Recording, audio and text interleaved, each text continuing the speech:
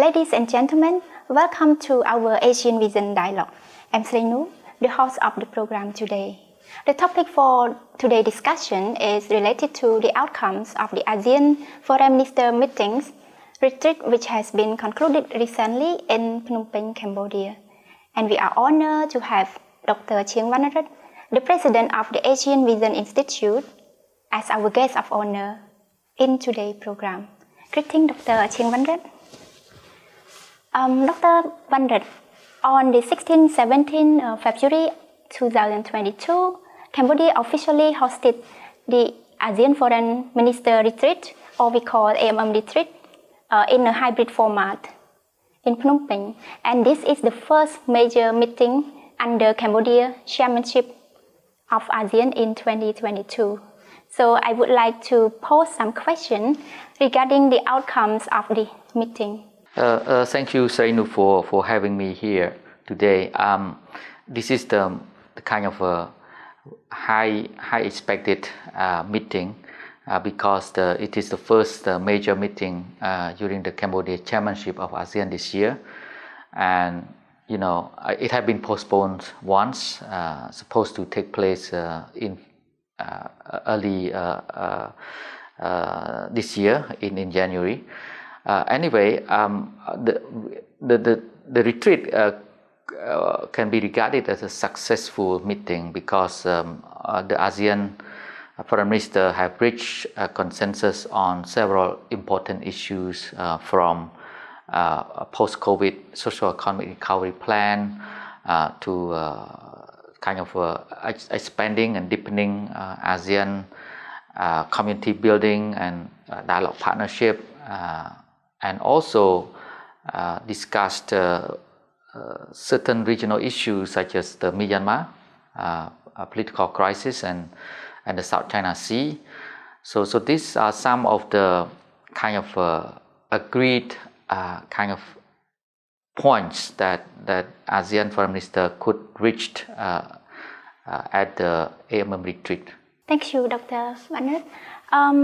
To be more comprehensible regarding the general principle of ASEAN, could you elaborate on a little bit how is the AMM retreat different from other ASEAN meetings? Because as we have known that in each and every year ASEAN holds several meetings.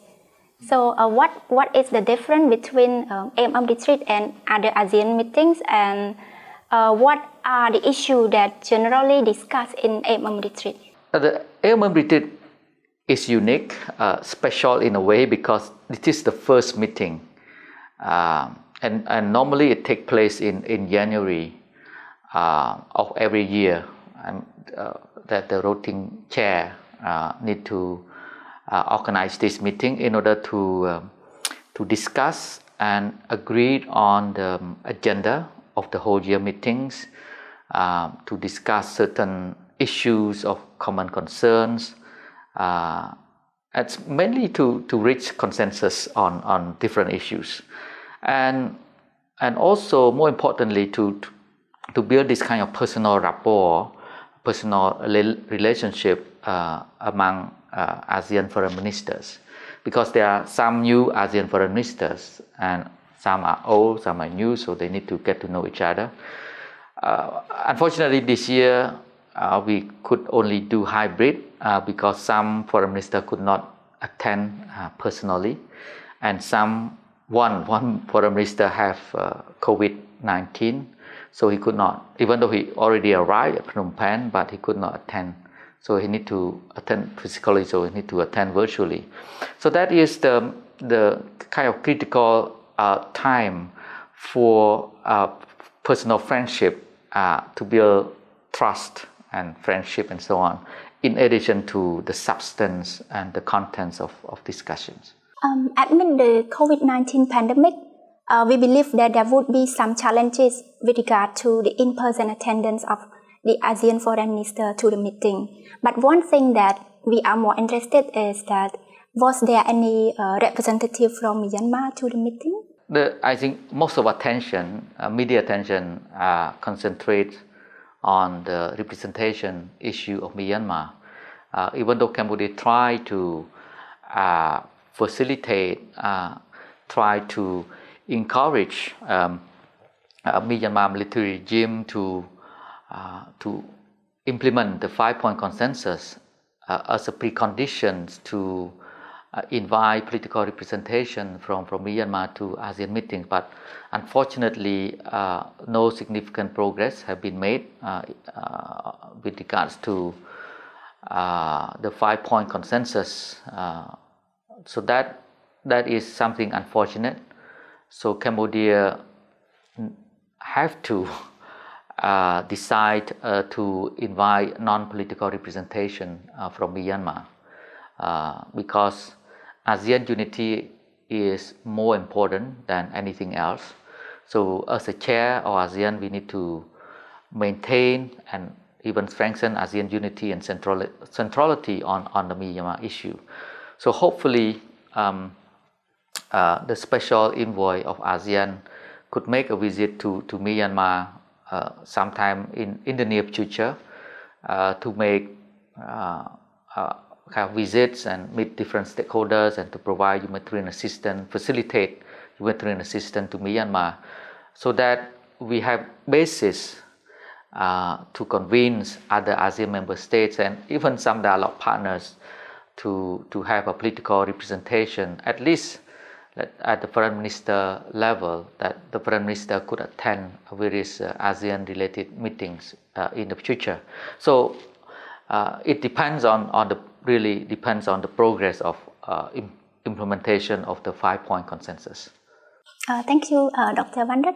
So as the meeting has already concluded, and we would like to know what were the issues that sparked the heated discussion? What issue that ASEAN member states had similar stance, and what issue that were seem could not find the common grounds? Well, I think the Myanmar issue has drawn significant attention.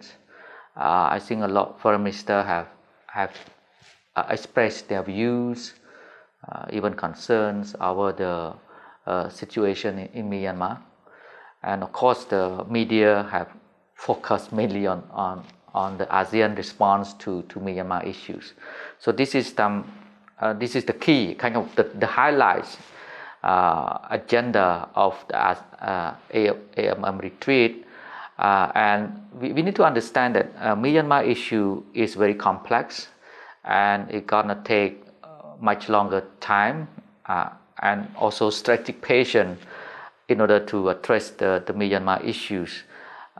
So the message is clear from ASEAN Foreign Minister meeting recently is to facilitate the visit of the special envoy to Myanmar. So this is very important because it will be the first visit of special envoy. Last year under Brunei chairmanship, ASEAN special envoy could not make any visit. So if we can have a breakthrough in facilitating the visit of ASEAN special envoy, allowing the delegates of special envoy to meet different stakeholders, that would be important, and to coordinate and facilitate humanitarian assistance either within ASEAN framework or ASEAN in partnership with the United Nations and civil society organizations such as the Nippon Foundations, for instance, and of course the other civil society organization in Myanmar and at the regional and international levels. So this is something that we could achieve. It's kind of low-hanging fruit when it comes to humanitarian assistance, because if we all know, many Burmese have suffered a lot from multiple crises, from political crisis to socio-economic crisis to the pandemic, public health crisis. So there's urgent need or emergency to help the Myanmar people. And of course, the other regional issues, how to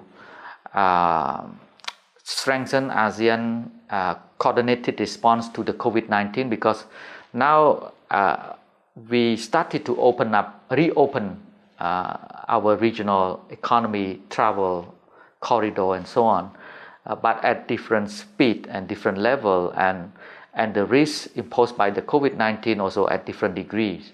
So how we can work together to ensure that our reopening strategy is safe and sound, and how we can do together to facilitate intra-regional kind of tourism or travel, which is very significant to regional economy, and of course regional supply chain and so on. And another key highlights that I would like to stress here is because this year is the 20th anniversary of the DOC, the Declaration of the Code of Conduct, Declaration on the Conduct in the South China Sea, and also 40th anniversary of the United Nations Convention on the Law of the Sea. So I think ASEAN Foreign Minister agreed to celebrate these two events this year, and of course the Regional Comprehensive Economic Partnership, which started to be enforced early this year, last month in January. So those are the key kind of issue that they discussed and reached consensus on. Thank you, Doctor. So, what would be the outcome document from the AMM retreat? Were there any outcome documents or the key outcome from the meeting? This is kind of a retreat, so it means that it's not a binding outcome, and it's more of a joint kind of a statement or a chairman's statement, and to highlight the consensus that we could reach, because this is a very critical time to have a frank and safe dialogue on any issues of common concern or even differences. So with regard to the differences, of course, we all know that there are slight differences among ASEAN member states with regards to the Myanmar issue when it comes to the approach, how to approach Myanmar issue. So there are some slight differences remaining or outstanding differences within ASEAN. But I think this we did have reduced the gap, bridged the gap, and have more consensus or common ground. And when it comes to, let's say, a regional dynamics of geopolitical rivalry or competition, it is clear that ASEAN need to stay united as a family, as a community. This is a survival question for the future ASEAN.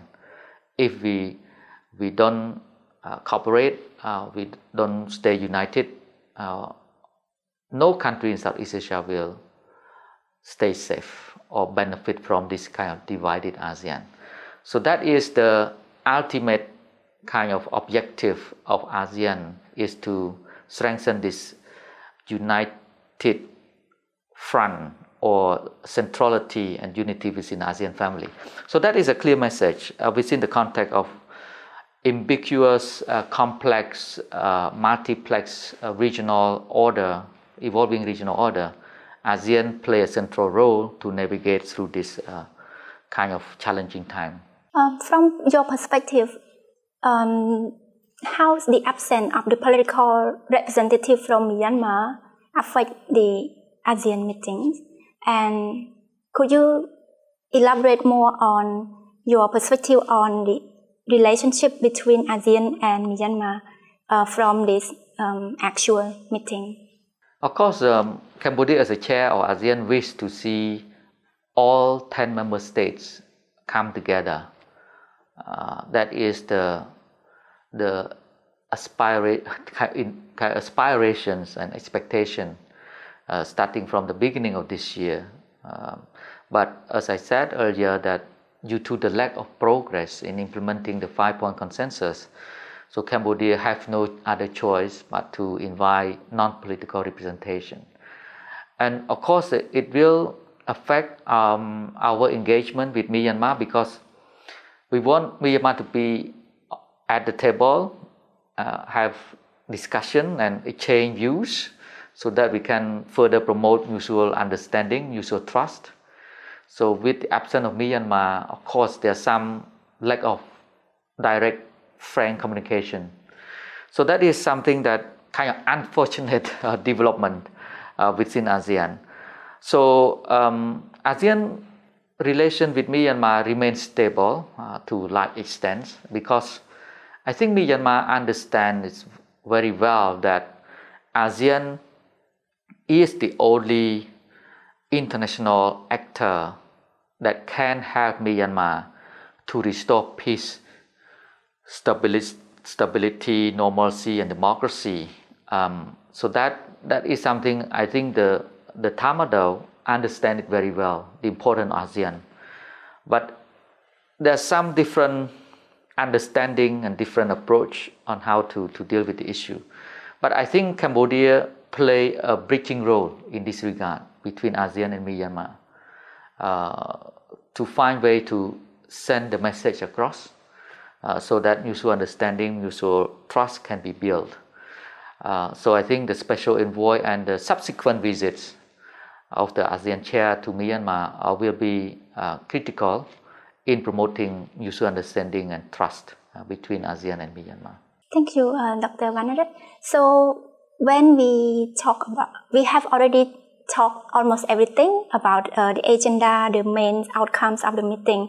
So we can say that this retreat had demonstrated Cambodia's ability to convene the ASEAN meeting physically during the COVID-19 pandemic. Can we consider this retreat as a successful meeting for Cambodia's chairmanship? Definitely it was a successful meeting. It's very difficult to organize. As I said, it was postponed once due to the differences of our Myanmar issue and COVID-19.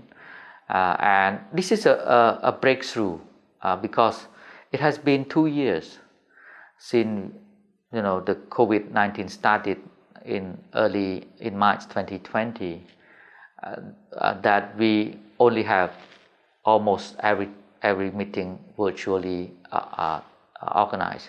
So this is a breakthrough. Even though a few foreign ministers could not attend physically, but I think 80% of foreign ministers are here. So that really sent a clear signal that all the 10 member states of ASEAN really give priority to this ASEAN community building by attending this retreat. So I'm quite optimistic that I think from now until the end of the year, Cambodia chairmanship, more fruitful outcomes, fruitful results will be delivered, because this is the third time that Cambodia chair ASEAN, and last year Cambodia chair ASEM, which is bigger, but of course it was organized virtually. But in terms of substance, in terms of content, it's quite significant toward multilateralism, for instance, to enhance multilateralism. So this is the important moment in the history of ASEAN and in the history of Cambodia to demonstrate the leadership capacity, organizational capacity to drive ASEAN forward, even though, of course, a lot of challenges ahead of us, but we need to work together to navigate through this challenging time. One last question, Dr. Vannarith. So if we look at the result of this AMM retreat, what would be the future aspect for the upcoming meetings? Several points have been reached in terms of consensus, especially on Myanmar. So that is a breakthrough. It's a united front on Myanmar. Second, on the South China Sea, I think they agree to facilitate, to speed up the negotiation on the code of conduct. If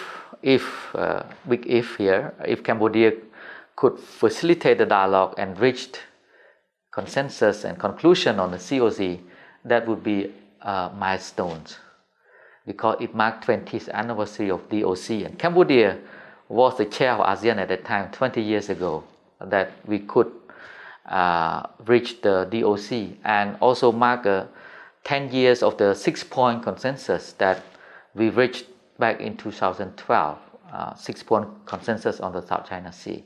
So if this year could reach kind of a significant progress on the code of conduct on the South China Sea, that will be very important for Cambodian chairmanship and also for ASEAN.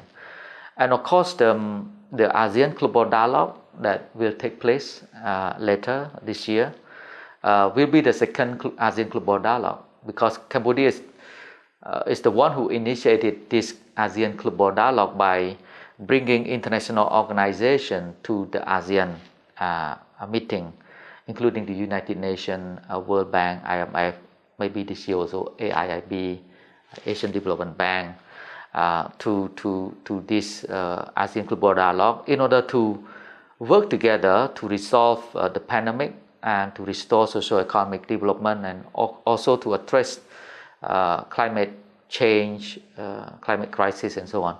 So again, this is the contribution of Cambodia towards the multilateral system, toward building global governance in order to address global issues, because we all know global governance, multilateralism have been in decline over the past 5-6 years due to the rise of populist politics, nationalism, protectionism, and so on. So as a small country and small and open economy, Cambodia it's a survival for Cambodia to maintain and strengthen this open and inclusive multilateral system based on international law. And as a chair of ASEAN, I think last year as a chair of ASEM, Cambodia have been trying hard to push this agenda, multilateralism. And so that is the characteristic or the feature, the key feature of Cambodian foreign policy is to promote this multilateralism.